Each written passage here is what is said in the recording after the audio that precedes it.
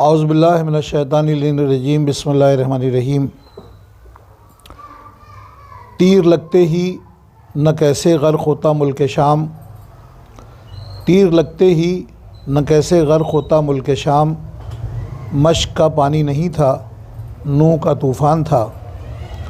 ایڑیاں ہم شکل پیغمبر نے رگڑی تھیں جہاں، میرا دل کہتا ہے وہ بیعت کا قبرستان تھا۔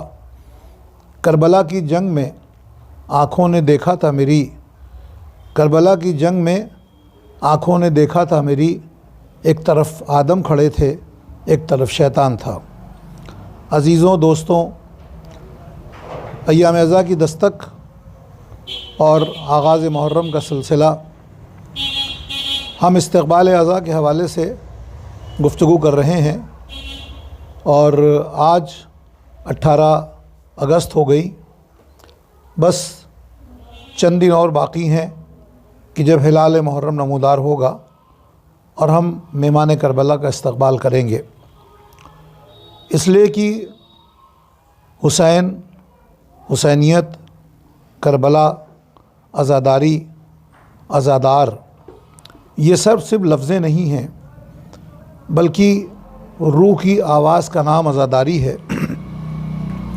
میں نے کل آپ کی خدمت میں عرض کیا تھا کہ جب جسم بے ہوش ہو جائے، آج کی بات میں یہاں سے آپ کے حوالے کر رہا ہوں کہ اگر جسم بے ہوش ہو جائے تو اس کو ٹھنڈے پانی کے چھینٹے دیے جاتے ہیں، اور اگر روح بے ہوش ہو جائے تو اس کو گرم خون کے قطروں کے چھینٹے دیے جاتے ہیں۔ سید الشہداء امام حسین علیہ السلام نے اسی عمل کی بنیاد پر کربلا میں جو انقلاب برپا کیا وہ قیامت تک تاریخ ساز بن گیا، اس لیے کہ حسین سے پہلے اور حسین کے بعد کوئی دوسری کربلا نہ بن سکی۔ میں نے آپ کی خدمت میں عرض کیا کہ روح اگر بے ہوش ہو جائے تو اس کو خون کے گرم چھینٹے دیے جاتے ہیں۔ مولا حسین نے یہی اقدام کیا تھا، اور اس اقدام کا رد عمل یہ ہوا کہ امام حسین کے خون کے اس قطرے کا پہلا اثر جس نے قبول کیا اسے تاریخ حر کے نام سے جانتی ہے۔ جو پہلی محرم کو راستہ روک رہا تھا، لیکن جب اس نے اثر قبول کیا حسین کے اس انقلاب کا، تو عاشور کو صبح ہونے سے پہلے وہ مولا حسین کی بارگاہ میں آ گیا۔